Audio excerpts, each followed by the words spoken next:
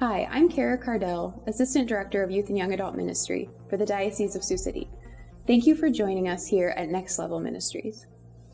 When I first started working for the diocese, I felt inadequate.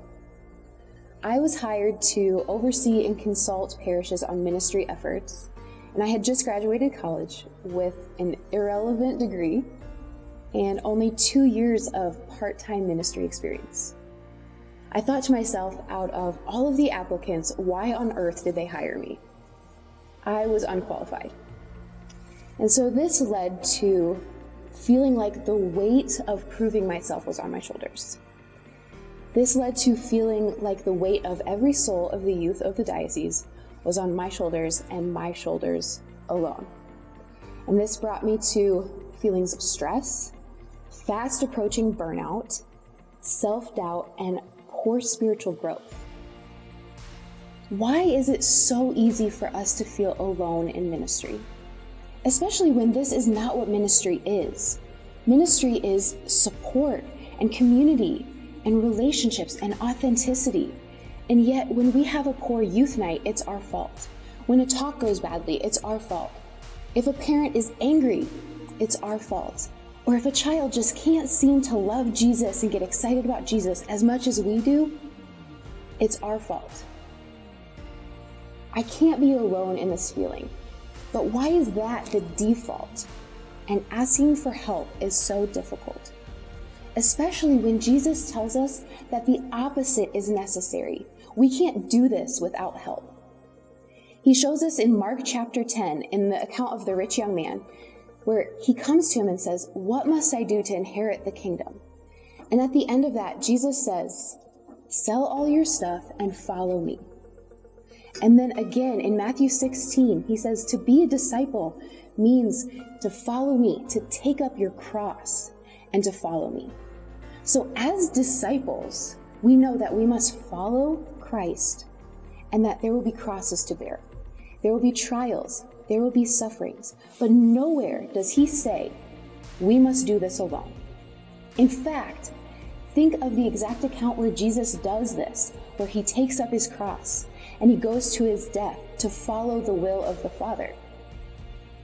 Does he do this alone? Because he could have. He absolutely could have. In his divinity, he could have sent all of his power and strength to stand up and to hoist that cross up and to walk the rest of the way to his death. You bet he could have. But in his humanity, he accepted help. He was tired, right? So he shows us in our humanity that we need help to follow him, to follow the will of the Father, to be disciples. So I want to encourage you to take courage, to have courage, not to brave the storm alone. Because let's face it, ministry is often a storm. But have courage to ask for help. And I want to leave you with a few tips on exactly how to do that. First and foremost is surrounding yourself with support, with people who are willing to take up that cross with you. Because it wasn't until I found my own version of Simon of Cyrene at work where I actually felt like, hey, I could do this. Someone is bearing this cross with me. So find that support. Don't be discouraged.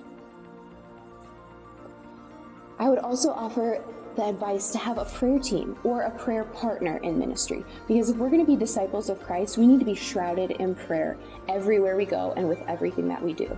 Next, be Simon of Cyrene to others. We are not at battle with our ministry partners. We are in a battle, but God tells us that we've already won this battle. So help other people, support them, be Simon, and carry the cross so they can be on the winning side of that battle. And when you are supporting other people through prayer and through helping them, offer formation and ministry, because the harsh reality is sometimes we feel alone because we are alone. We don't have people who are stepping up to help us. We don't have volunteers.